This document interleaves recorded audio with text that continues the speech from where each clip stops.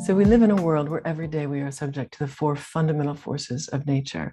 That is gravity, the weak force, electromagnetism, and the strong force. And of course, we all know what gravity is, but oftentimes we think that gravity causes an apple to drop, and therefore things are pulled down. But things are not actually pulled down, because if you think about it, if that apple tree was on the other side of the earth, what's the bottom when you're on the top? Then the apple's not falling down because it would fall off the earth. It's falling up towards the center of the earth. Gravity pulls things in, right? Gravity is a force of attraction. And the weak energy is the critical force that allows the sun to have its nuclear fusion. It's what gives us heat and light, therefore. And even, you might say, the color spectrum. Let's get to that in a minute. Of course, we all know what electromagnetism is. It used to be thought there were two separate currents, electric and magnetic, but they're come to see that they work together. So whereas the weak energy will cause transformation, you could see that in the sun in terms of a fire, decay and transformation, electromagnetism transfers its energy or its forces through different particles. It causes movement, it causes transportation. And then the strong force is a force that is a fission or a binding together of things. I think of metal rods subjected to real heat and then forcing together. It's quarks and fluons and anything heavier than hydrogen that can bind together in atoms or particles. So together you have those four forces, and you see that as light, you see that as the lack of light, you see that as heat or the lack of heat. You see wind or things moving, right? We see our own capacity to have energy. We talk a lot about, I have a lot of energy today, or I wish I had more energy today. We know that when the light comes up in the daytime, the sun comes out, we wake up. And when the sun goes down, we get tired and we go to sleep. In fact, the scientists who here at San Diego, where I am at the University of California, San Diego, who discovered the molecule that's responsible for chronobiology, were rewarded the Nobel Prize for Science. I think it was 2016, around there. So these are very, very important factors. And we know that we are subject to these factors. We know that light affects us.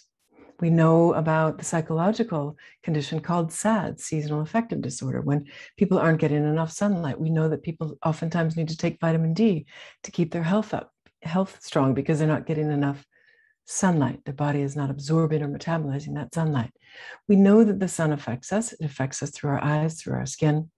It affects our hormones. It affects the chronobiology, right? Of course, we know that. And we know that when we're off rhythm, that our health will suffer. We know that we have energy. I just mentioned that we have energy that keeps us feeling strong, energy that makes us feel dynamic, the energy to go out and live our life as we desire to live it. And we also, of course, know about the gravitational pull. And the ancient people knew about these forces as well. We know that we are here on Earth, not floating off into space, thanks to gravity. Ancient people saw these fundamental forces of nature as the force of movement, the pulsation, vibration, or waves. And they referred to that as air or vayu. They also saw that there was the power of nuclear fusion, or that power to bind molecules together. They referred to that as Agni, or fire. And they saw the power of gravity, or pulling things together to cohere. And they called that Soma. And inside each one of us, those same powers, those same forces exist. In the biological forces of what we call prana, or the energy that circulates throughout the body, and all that moves throughout the body, all that helps the body move, even mentally and emotionally, the capacity to speak or think, all that is dynamic and moving and pulsing is under that governance, we could say, of prana. And Tejas is our light force, our heat force, that which helps us digest and transform, not just food, but also the mind, the mental, the emotional inputs, right? And that relates to the Agni, or the fire element. And then we have Ojas, which is structure and lubrication, that which relates to that gravity that pulls us together and holds us together with an integrity that helps us feel grounded and whole. And then the science of Jyotish is the science of this. Where does all of this come from? It's the understanding that we live in a world with these fundamental forces, and that the stars and the planets are all part of it.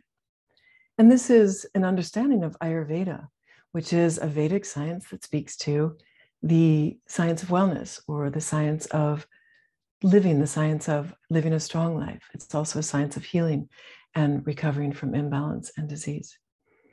A sister science to Ayurveda is the science of Jyotish, which also understands that we live in a world where we are always subjected to these fundamental forces of electromagnetism or movement or vayu, of light, heat, fire, nuclear fusion, right? The weak and the strong forces. And also we are subject to gravity. And all of this is an understanding of how to live according to these natural laws and this cosmic law. And Jyotish is this science, said to be the eye of the Vedas, one of the 6 Vedangas. It's a science of seeing the wholeness of existence and seeing how that wholeness plays upon us and is always playing upon us, and that we are made up of that. You could say that the world is made up of the stars, the planets bouncing that light. So the planets, including Earth, the sun, the stars, are all creating a kind of matrix of these energies, of these fundamental forces, a matrix of light, energy, and intelligence, and coherence. And we are a part of that matrix, and that matrix is playing out upon us. We are coming alive of a matrix of light, energy, and intelligence at a certain moment in time, because it's always changing and shifting.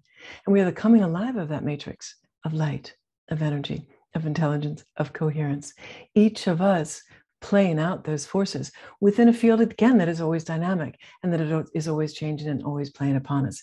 So Ayurveda is an understanding of how to live according to the laws of nature, and Jyotish is an understanding of how to live according to the laws of the cosmos and how to live in harmony so that we can truly have a sacred, sumptuous life.